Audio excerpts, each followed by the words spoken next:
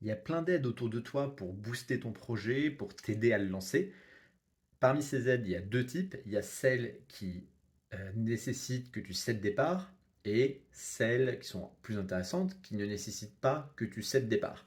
Par contre, souvent, elles sont un peu plus petites. Je te donne les détails de tout ça. Avant ça, si tu veux savoir comment on lance un projet dans la tech, abonne-toi, je fais des vidéos tous les jours.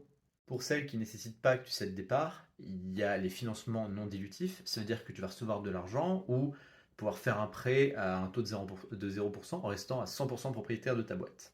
Il y a ce qu'on peut appeler les soutiens ciblés. Donc, c'est des aides à l'innovation, c'est des aides dans une zone géographique précise, par exemple, une aide de ta ville.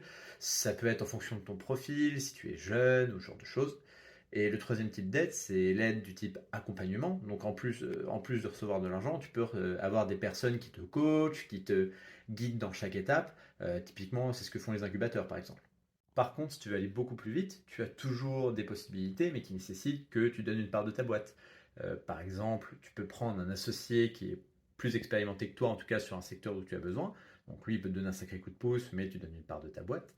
Tu as la possibilité de prendre des investisseurs privés.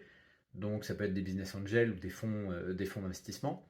Par contre, bah, ils ont une part de la boîte et en plus, ils ont tendance à vouloir quand même influer sur les grandes décisions de ta boîte.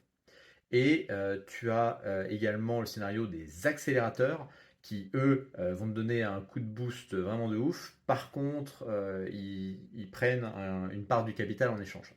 J'en avais déjà parlé dans une précédente vidéo, mais il y a ce lien-là qui est super, où la BPI a listé toutes les aides possibles que tu peux avoir selon ton profil, ton marché, ta zone géographique. Donc check ça et maintenant que tu connais un peu tous les scénarios, tu seras un petit peu plus conscient dans ton choix pour accélérer tout ça.